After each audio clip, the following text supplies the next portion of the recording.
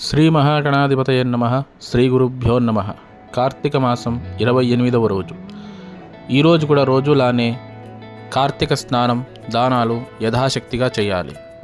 ఈరోజు శివుడికి పంచదార, తేనె కలిపిన పాలతో అభిషేకం చేస్తే వంశంలో ఎవరైనా అకాల మరణం పొంది ఉంటే వారికి సద్గతులు వస్తాయి.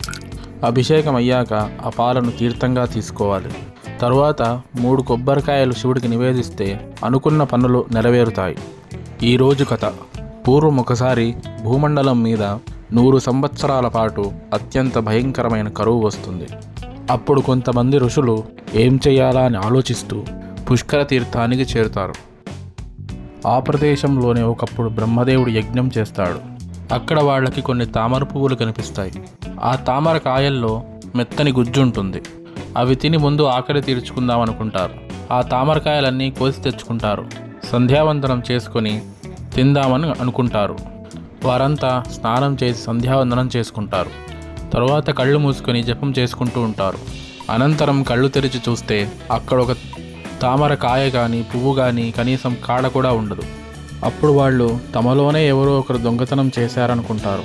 ఎవరంతకి వాళ్ళు మేము చేయలేదని ఒట్లు పెట్టుకుంటారు.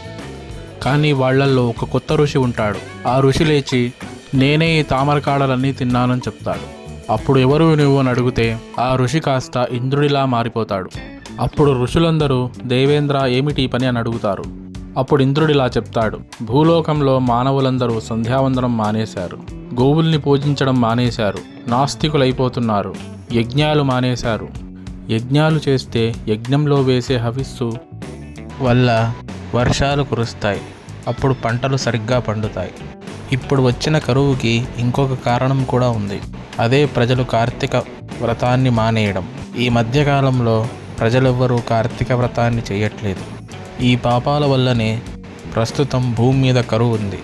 అందుకనే మీకు కావాల్సిన ఆహారాన్ని నేను మీకు ఇస్తాను. అది స్వీకరించి ఈ పుష్కర క్షేత్రంలోనే కార్తీక వ్రతాన్ని ఆచరించండి. మరికొన్ని రోజుల్లో కార్తీక మాసం వస్తోంది.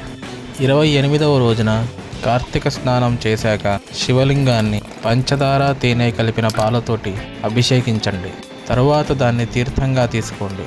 తర్వాత శివుడికి 3 కొబ్బరికాయలు సమర్పించి భూమండలం మీద కరువును తొలగించమని వేడుకోండి అని చెప్పి ఇంద్రుడు అదృశ్యమైపోయాడు.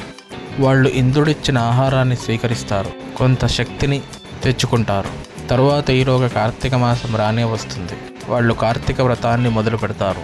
ఇంతలో 28వ రోజు వస్తుంది. ఆ రోజు ఇంద్రుడు చెప్పినట్టుగానే శివుణ్ణి పంచదార, తేనె కలిపిన పాలతో అభిషేకిస్తారు.